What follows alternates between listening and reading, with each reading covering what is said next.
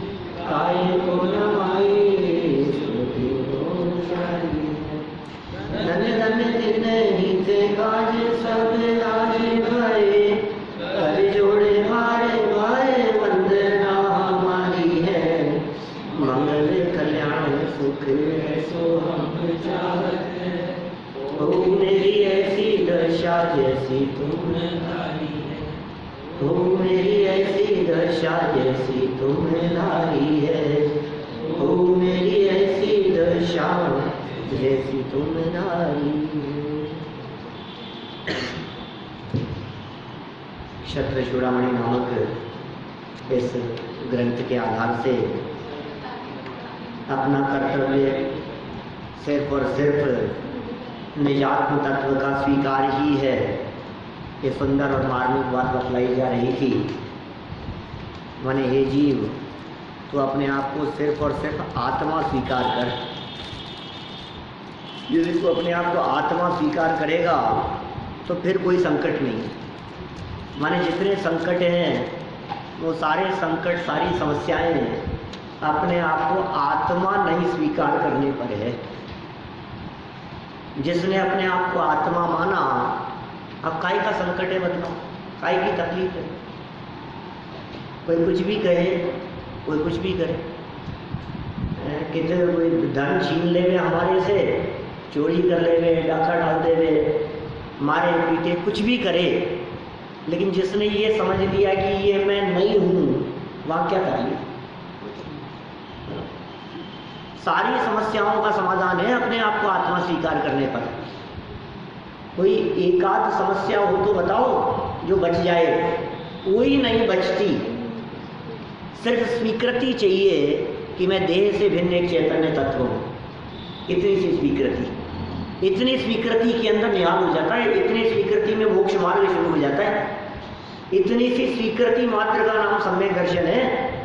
इतनी सी स्वीकृति में ऐसा आनंद आता है जिस आनंद का उपभोग सिद्ध परमात्मा कर रहे हो। बोलो, इतनी सी स्वीकृति और सिद्ध भगवान जैसा आनंद, कि हाँ यही तो चमत्कार है। और करना क्या है? देखो, पर को अपना मानना और पर को अपना बनाना ये महा कठिन काम है, लेकिन अपने को आप रूप स्वीकार करना है तो बहुत सरल, लेकिन स्वीकार नहीं हो रहा है। अनभ्यास। अनादिकाल से आज तक इस बात की स्वीकृति नहीं हो रही है। ये पाप नहीं महापाप हो रहा है। अपने आप को आत्मा नहीं मानता, इसलिए अपने आप को मनुष्य मानता है, अपने आप को पुरुष मानता है, अपने आप को स्त्री मानता है क्या, और ये मान करके दुखी होता है। जब तू अपने आप को पुरुष मानता है तो फिर तदन आचरण करता हुआ दिखाई देता है, पुरुषों जैसा आचरण करता है। जब स्त्री समझता है तो स्त्री जैसी प्रवृत्ति करने लगता है, और जब ये समझता है कि मैं ऐसा नहीं हूँ, ऐसा स्वीकार करे, अपने आप को आत्मा स्वीकार करे, तो बोलो अब बतलाओ तकलीफ। अब दांत का दर्द अपना है या नहीं है? दांत ही अपने नहीं है, कमर ही अपनी नहीं है, घुटने ही अपने नहीं है। अब मतलब हाथ का दर्द अपना है या नहीं है? कंधे का दर्द अपना है? अरे है ही नहीं अपना क्या। माने ये वेद विज्ञान की कला सिखा रहे हैं।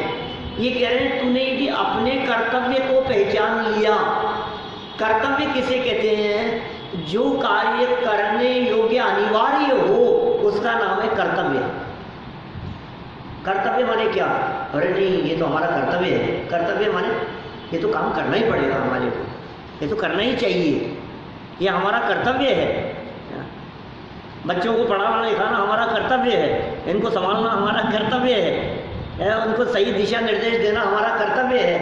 जिस कार्य को यह व्यक्ति अपना कर्तव्य समझता है उसे पहले करता है।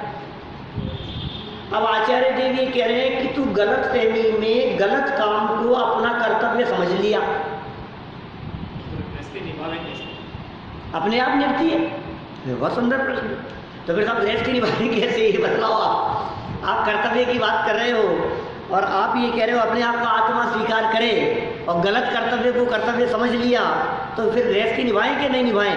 निभेगी कि नहीं निभेगी बताओ? अपने आप निभेगी ही, अपने आप चलती है। और आज तक निभाने से निभ भी नहीं रही थी। हमारे निभाने से कहाँ निभ रही थी बताओ मेरे को?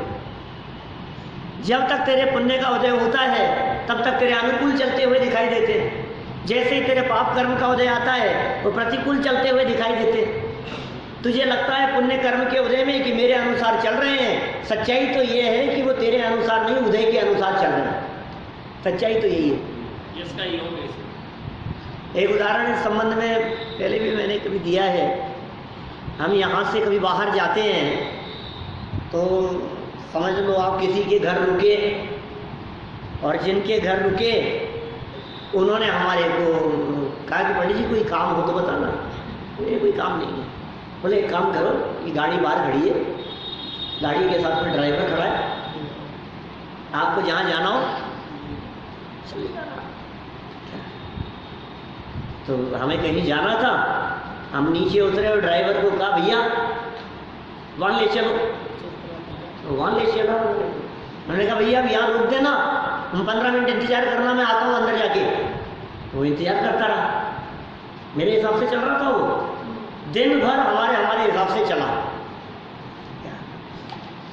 दूसरे दिन सुबह वो खड़ा था क्या, और हमने कहा कि भैया चलना है। बोले नहीं अभी तो दूसरा काम है। ये क्या हुआ? मैं पूरे दिन भर 2 दिन से 3 दिन से ये समझ रहा था कि ये मेरे ही हिसाब से चलता है क्या, ये क्या हुआ अभी? इसने तो पलट करके जवाब दे दिया। सुनो, जब पलट करके जवाब दिया तो मौका मिला था ये समझने का कि ये तेरे हिसाब से नहीं चलता, कि नहीं साहब मेरे हिसाब से चल रहा था, मेरे हिसाब से चल रहा था। कि सुन, जिस समय तेरे हिसाब से चल रहा था उस समय भी तेरे हिसाब से नहीं, उसको निर्देशन उसके मालिक के द्वारा दिया गया था कि 3 दिन तक इनके साथ रहना। समझ में आ रही है बात? हम क्या फील कर रहे हैं? हमारे हिसाब से चल रहा है, हमारे हिसाब से चलता हुआ दिखाई भी दे रहा है, लेकिन सच्चाई क्या है? वो किसी और के हिसाब से चल रहा है। अपने हिसाब से चलता हुआ दिखाई देने पर भी दीपेश जी किसी और के हिसाब से चल रहा है। और कभी कभी ऐसा मौका लगता है क्या, इतनी देर में क्या हुआ, उसने पलट के जवाब दे दिया था ना, इतनी देर में मालिक आ गया। बोले क्या हुआ पंडित जी? कि हमारे को जाना है अरे भैया लेके जाना,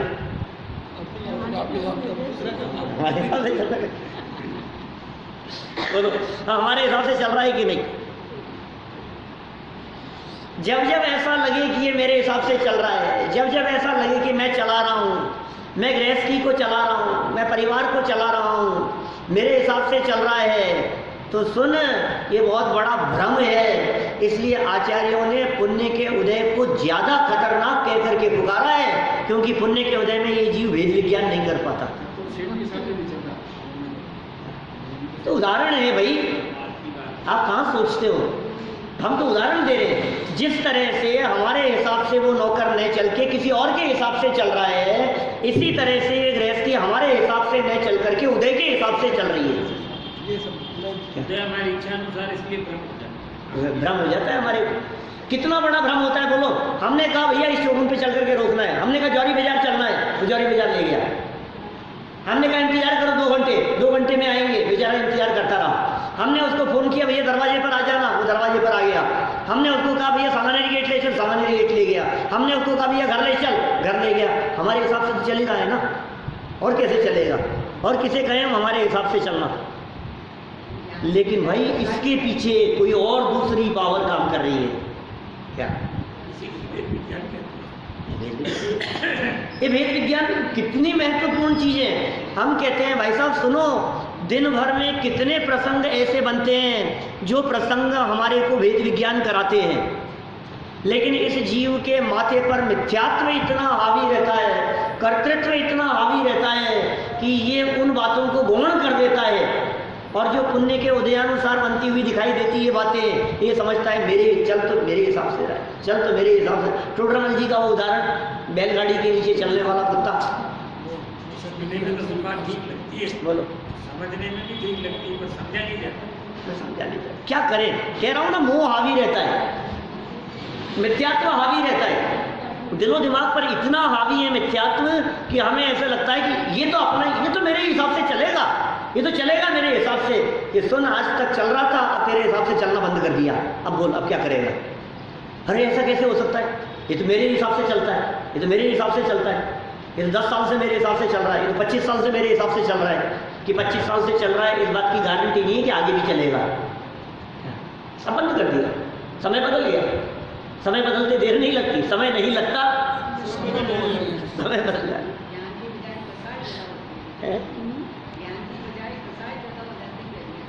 हाँ, क्या करें बोले? ये ज्ञानियों को कितने प्रसंग बनते हैं, कितने प्रसंग बन रहे हैं, कदम कदम पर आंख में जलन चालू हो गई तो पता लगता है ना कि तेरे हिसाब से नहीं चल रही। घुटना दर्द करना शुरू कर दिया तो एक इंडिकेशन दे रहा है ना कि भैया तेरे हिसाब से नहीं चल रहा है। कितने इंडिकेशन चाहिए बतलाओ? सर में बाल सफेद आना शुरू हो गया तो ये सूचना दी जा रही है कि शरीर तेरे हिसाब से नहीं चल रहा है। ये बार बार मिल रही है सूचना, हमारे को बार बार मिल रही है, शरीर तेरे हिसाब से नहीं चल रहा है। बच्चे ने पलट करके जवाब दे दिया, तुरंत सूचना मिल रही है अपने को कि तेरे हिसाब से नहीं चल रहा है। लेकिन फिर 2-5 मिनट बाद में अरे बेटा बेटा सब चाहिए। स्वीकार क्यों नहीं होता? स्वीकार क्यों नहीं होता? वही तो कह रहा हूँ, बार बार में चोट पड़े इसके ऊपर, ये बार बार में चोट पड़े तत्व ज्ञान की। निरंतर अभ्यास चाहिए, निरंतर अभ्यास चाहिए, अभ्यास की निरंतरता चाहिए, अभ्यास की निरंतरता चाहिए।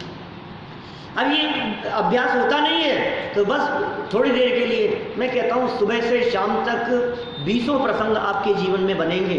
आप यदि उनको हाईलाइट करना सीख गए तो आप वेद विज्ञान करना सीख गए। ये वेद विज्ञान की कला होगी।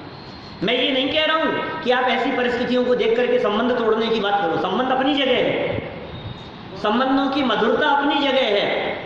ये बात श्रद्धा के लेवल की चल रही है, समझ में आ रही दिव्य जी? ये बात श्रद्धा की है, ये बात व्यवहार बिगाड़ने की नहीं है, ये बात रिलेशन बिगाड़ने की नहीं है, ये बात बोलचाल और भाषा में एक दूसरे को कहने की नहीं है, कोई किसी का नहीं। तो झगड़ा होगा। बोलो,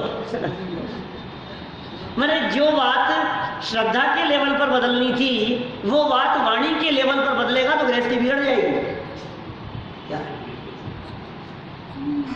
तो यदि बात बात में ये कहेगा कोई किसी का नहीं है तो अपने तो फिर क्या होगा बताओ? मूर्ख कहलाएगा। तो मूर्ख कहलाएगा है। इसलिए वो अपनी जगह सही है। देखो तो आप ये कहेंगे साहब ये तो मायाचारी होगी, मानता कुछ और है और बोलता कुछ और है। मान तो रहा है कि कोई किसी का नहीं है और बोल रहा है कि अपने ही है।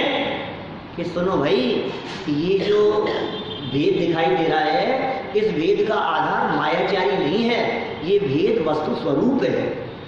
ये भूमिका के अनुसार श्रद्धा और प्रवृत्ति में इस तरह का भेद पड़े बिना रहता नहीं है। चतुर्थ गुणस्थानवर्ती की भूमिका में भी ऐसा भेद पड़ता है।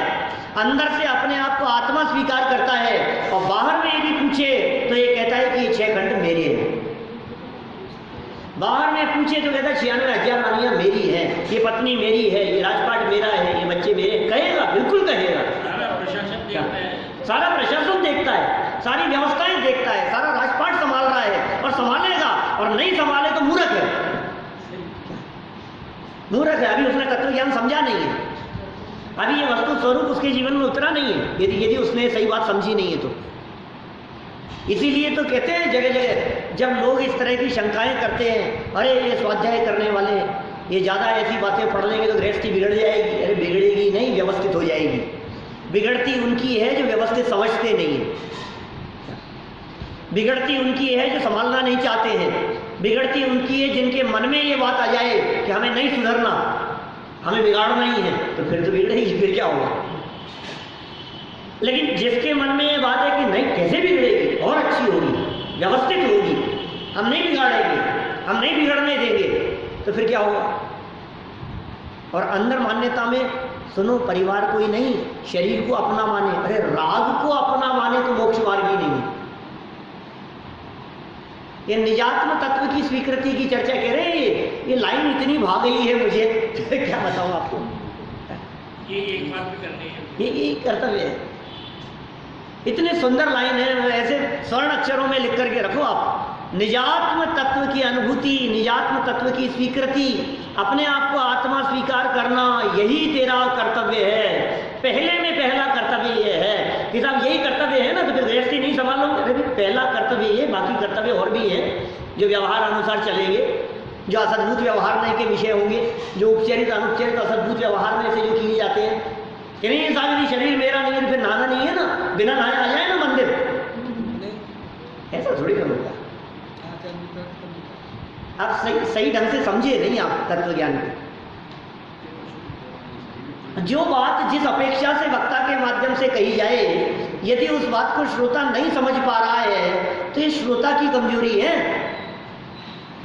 मैंने कल यदि आपके बीच में ये बात कह दी कि कमाना पाप है, अब कोई श्रोता ये समझे अरे यार ये तो हमारी दुकान छुड़ाने के पीछे पड़े हैं, तो तुम गलत समझ रहे हो। फिर इसका मतलब वक्तुर अभिप्रायो नये कहा है हमारे यहाँ शास्त्र में, ज्ञातुर अभिप्रायो नये कह करके पुकारा है।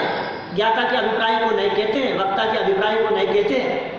हमारा प्रयोजन तो इतना सा है, अरे जब आचार्य देव ये कह रहे हैं मरपच करके भी तू पहले आत्मा का अनुभव कर, 23वां कलश समय सार का, अई कथमपि मृत्वा, सुनो तो सही क्या क्या लिख रहे हैं। अरे तू मर करके भी ये काम कर, तो कोई व्यक्ति ये समझ ले कि आचार्य देव आत्महत्या करने के लिए कह रहे हैं, तो मूर्ख तू समझ नहीं पा रहा है क्या कह रहे हैं। ये क्या बात किस अपेक्षा से कही जा रही है।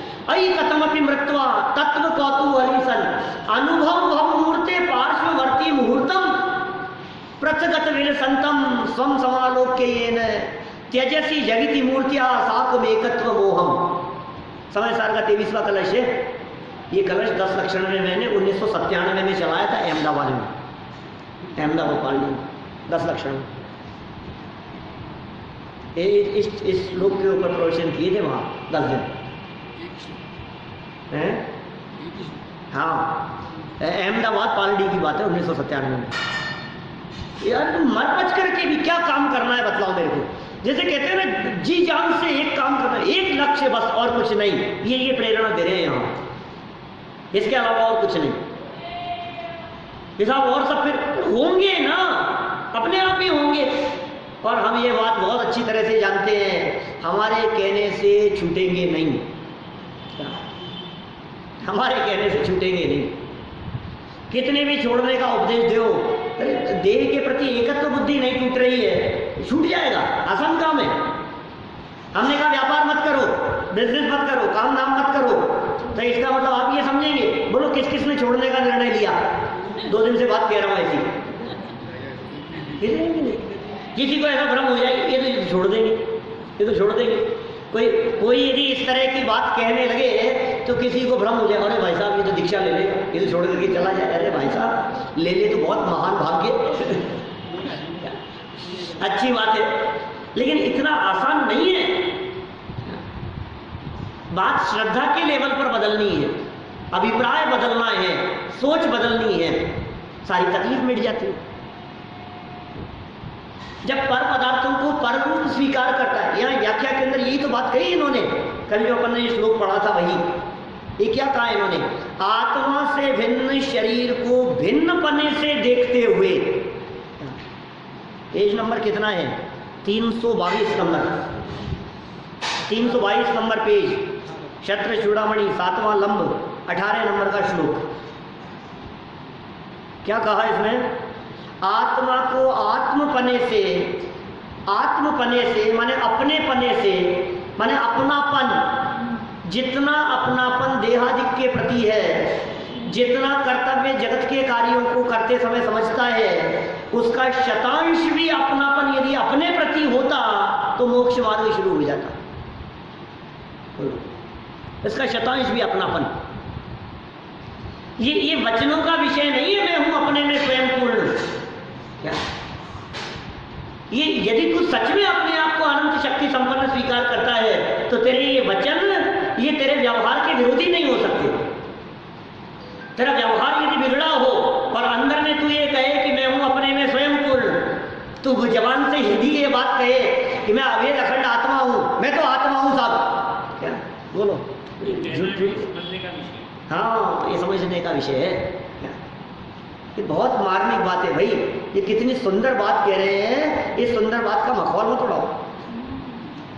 क्या सात्विक? एक यही काम करने योग्य है और कल कॉलेज जाना बंद कर दे तो फिर क्या कहेंगे पापा? मेरे सामने ला करके खड़ा कर देंगे, कहेंगे बेटा तू चले जा भाई, वो उन्हीं के साथ में लग जा। बोलो क्या कहेंगे कि साहब यही तो पढ़ा रहे हो आप, यही करने योग्य है, तो छोड़ दे सब। भाई हम जो बात कह रहे हैं उससे सबसे पहले श्रद्धा करो उस बात की बात तो सच्ची यही है। हम श्रद्धा की बात कर रहे हैं, तो भाषा की बात कर रहे हैं।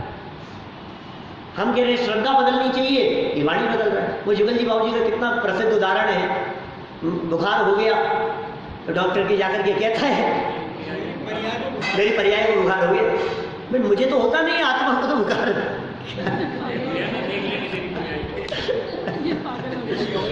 किसके हुआ है? ये तो पर्याय है क्या? इसके बुखार हुआ है, जाकर के वो भी जैन साहब थे, डॉक्टर साहब भी, लेकिन स्वाध्यायी नहीं थे क्या? और ये बहुत स्वाध्यायी थे, तो इनको लगा यार यदि मैं ये कहूंगा कि मुझे बुखार हो गया है तो मिथ्यात्व हो जाएगा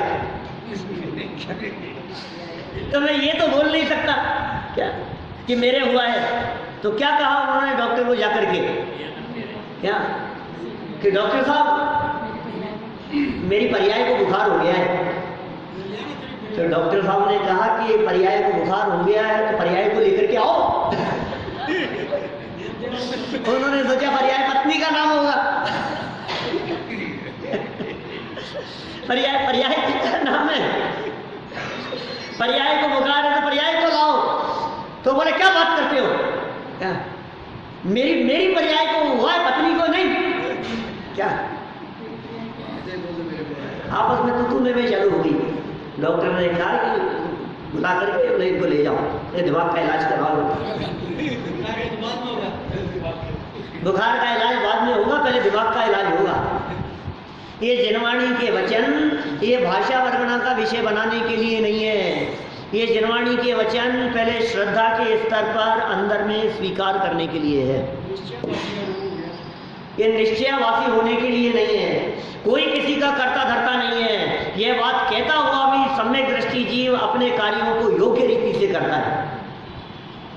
कोई किसी का कर्ता धर्ता नहीं है, ये कहता हुआ भी। कोई किसी का करता धरता नहीं है, बोलता है और बाजार से सब्जी लाता है। कोई किसी का करता धरता नहीं है और रोटी बनाते हैं, खाना बनाते हैं, खिलाते हैं, परोसते हैं, सब काम होते हैं। कोई किसी का करता धरता नहीं। अब कोई किसी का करता धरता नहीं है ये कह करके काम ही बंद करते। कि साहब आप ही तो बता रहे थे कोई किसी का करता धरता नहीं। भैया निजात्म तत्व वेद विज्ञान, ये वेद विज्ञान कितनी जबरदस्त चीज है। सारा जनागम इस वेद विज्ञान से भरा पड़ा है। सारे हैं हाँ सही बात है। 94-95 में हुआ था वो।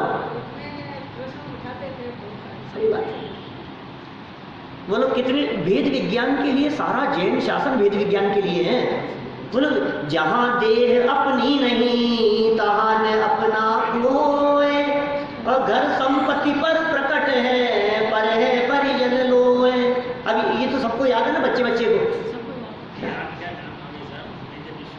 है। विश्वास में करने तो काम है यार। सही बात है। याद क्या काम है? मैं तो ये कह रहा हूँ बच्चे बच्चे को याद होते हुए भी इसके माध्यम से वेद विज्ञान कौन करता है कि जहाँ देह अपनी नहीं तहाँ बेटा ने अपना होए, तहाँ पत्नी ने अपनी होए, तहाँ पति ने अपना होए, तहाँ माँ बाप ने अपने होए। बोलो तहाँ भाई ने अपना होए। जहाँ देह अपनी नहीं भाई कहाँ से होए, जहाँ देह अपनी नहीं मित्र कहाँ से होए, जहाँ देह अपनी नहीं पिता कहाँ से होए। ये यही तो कह रहे हैं तहाँ न अपना कोई। इसका मतलब क्या है? बोलो बोलो पारक जी, इसका अर्थ करो कोई। जहाँ देह अपनी नहीं तहाँ न अपना कोई। ये तहाँ न अपना कोई का मतलब क्या है? बेटा न अपना होए, श्रोता न अपने होए। बोलो ये अर्थ नहीं है क्या इसका? ये हमने तो सोचा ही नहीं था। तहाँ ने अपना कोई, हमने तो ये समझा था शरीर ही अपना नहीं है बस, और बाकी कोई अपना हो नहीं। अरे बाकी कोई को एक एक को लगाओ ना तो समझ में आएगी। वेद विज्ञान करने के लिए तो ये पंक्तियां लिखी हैं कि साहब ये घर मेरा है, ये परिवार मेरा है, ये संपत्ति मेरी है, ये बैंक बैलेंस मेरा है, ये गाड़ी मेरी है। कि सुन जहाँ देह अपनी नहीं तहाँ न अपना कोई। और ये घर संपत्ति ये सब चौड़े ही प्रकट दिखाई दे रहे हैं।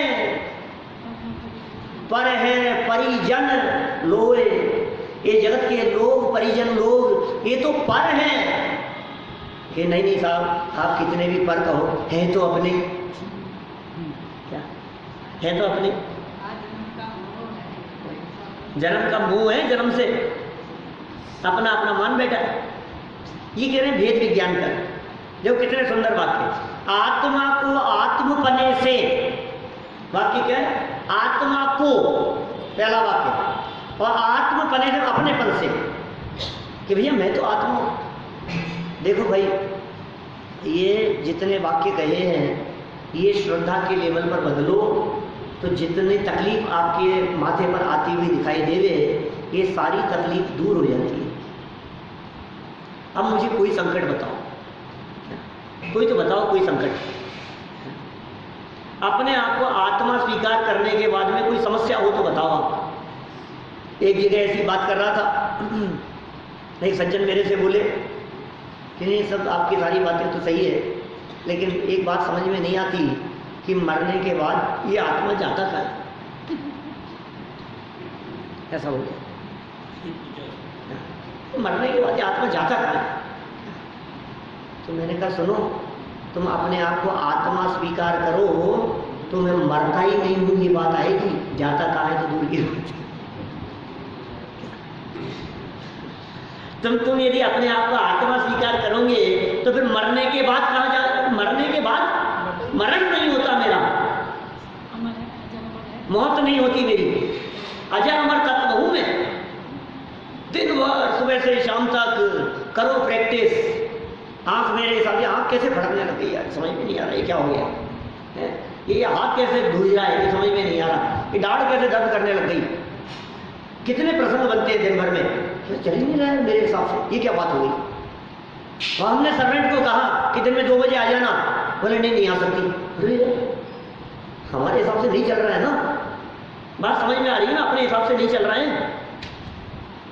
कभी लाइट हमारे हिसाब लाइट चली जाती है, कभी कुछ हो जाता है, कभी एसी काम नहीं कर रहा है, कभी कुछ आवाज़ करने लगता है, कभी बच्चा पलट करके सामने जवाब दे देता है। दिन भर में कितने प्रसंग बनते हैं अरुण जी, वैसा बताओ, बनते हैं कि नहीं इस तरह के प्रसंग? या ऐसा होता है कि सब कुछ अपने अपने हिसाब से चलेगा? दुनिया में ऐसा तो किसी के साथ में नहीं होता भाई साहब, सब कुछ अपने हिसाब से हो ऐसा तो किसी के साथ में नहीं होता। नहीं, वो उसके अम्बानी के साथ तो ऐसा होता होगा, क्यों? उसके बेटी बच्चे तो उसको कभी जवाब नहीं देते होंगे सामने। हाँ, ये देखो कि क्या कह रहे हैं। जिस पे बीतती है उसे पता लगता है, सही बात है। उस पे क्या बीत रही है ये हम यहाँ बैठ करके नहीं सोच सकते हैं। हम तो कहते हैं इतना ही नहीं, अरे यदि कोई देखो चक्रवर्ती सम्राट जैसा, भरत चक्रवर्ती जैसा, और बाहुबली ने संदेश भिजवा दिया, कह देना तेरी अधीनता स्वीकार नहीं कर रहे। अब बोलो, अब क्या बीत रही है? 32,000 राजाओं में से 31,999 राजाओं ने अधीनता स्वीकार कर ली। बोलो, 32,000 रहते थे ना अधीन, एक ने नहीं करी, बाहुबली ने स्वीकार। 31,999 राजाओं ने अधीनता स्वीकार कर ली, कोई इफेंट बट नहीं। आधीनता, चक्रवर्ती की सेना ये, हाँ साहब आधीनता, आपकी आधीनता स्वीकार, आपकी आधीनता स्वीकार है। 31,999। और जब लौट करके दोबारा आए अयोध्या में और चक्ररथ ने प्रवेश नहीं किया, तो क्या हो गया? ये साहब कोई तो रह गया ऐसा जिसने आपकी आधीनता स्वीकार नहीं करी। ऐसा कौन हो सकता है? देखो जरा जांच करो, कौन ऐसा है जो हमारे अधीन नहीं है? ये साहब बाहुबली। अरे वो तो अपना छोटा भाई है, कोई बात नहीं, जाओ संदेश भेज दो उसके पास, संदेश भेज दो, अपना ही तो छोटा भाई है। पलट करके जवाब आ गया भाई साहब सामने, बोलो। पिताजी राज्य देकर के गए थे, बराबर बंटवारा करके गए थे, आपकी आधीनता स्वीकार नहीं करूंगा, कर लो कुछ भी, और ज्यादा अभिमान है तो आ जाओ मैदान में लड़ने के लिए। नहीं चल रहा है, बोलो भाई अपने हिसाब से नहीं चल रहा है, अपना छोटा भाई है, साथ में रहे बचपन से, समय बदल गया भाई साहब, समय बदल गया, ये समझ लो आप, नहीं चल रहा है। साथ उठे बैठे, साथ खेले कूदे, साथ साथ में पढ़े बड़े हुए, सब कुछ साथ साथ में, लेकिन समय बदल गया। ऐसा समय बदल जाता है एकदम, देखते देखते समय बदल जाता है। और ये अचानक क्या हो गया, ये अचानक क्या हो गया, ओह ये क्या हो गया, ऐसे झटके लगते हैं एकदम। अभी फ्लाइट में आ रहा था ना मैं, वहाँ से आते समय तो एकदम फ्लाइट में क्या हुआ कि वो मुझे कुछ पढ़ना था क्या, और लाइट जलाने की कोशिश करी। एयर इंडिया की फ्लाइट में पहली बार सफ़र किया मैंने, क्या हुआ तो कुछ ध्यान नहीं, लंबा सफ़र था, तो लाइट जलाने की कोशिश करी, जल नहीं रही थी, कहीं से समझ में नहीं आ रहा था सिस्टम। मैंने बुलाया उसको, एयर होस्टेस को, उसको बतलाया कि भाई ऐसे जल नहीं रही है। तो उन्होंने कहा ठीक है ट्राई करते हैं, ऐसे ऐसे करो, ऐसे करो, हुआ नहीं। तो थोड़ी देर बाद में उसने आकर के कहा कि आप सीट बदल लो, ये इसकी क्या है, कुछ खराबी हो गई इसमें। मुझे समझ में आया यार, इतनी बड़ी फ्लाइट में इतना सा पुर्जा खराब हो गया, क्या पता कब कौन सा खराब हो जाए और नीचे गिर जाए। किस भरोसे इधर से उधर उड़ते हैं हम लोग, बोलो। हजारों पुर्जे, कब कौन सा ढीला हो जाए।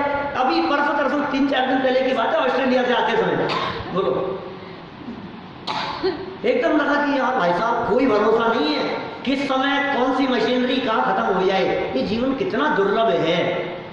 आज तो आप झगड़ रहे हो, आज तो आप विवाद कर रहे हो, आपको पता नहीं है कल क्या घटना घटने वाली है, बोलो। फिर लेकर के बैठे रहना आप।